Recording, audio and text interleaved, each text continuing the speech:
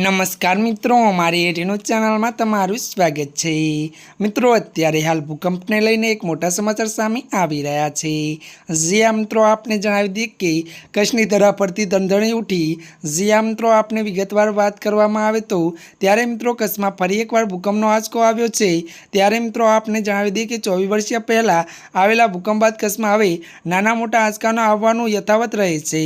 त्यारे मित्रों वधु जणावी दीए के आज सवारे कच्छमां भूकंपना आंचकानो अनुभव थता घરની બહાર દોડી આવ્યા હતા।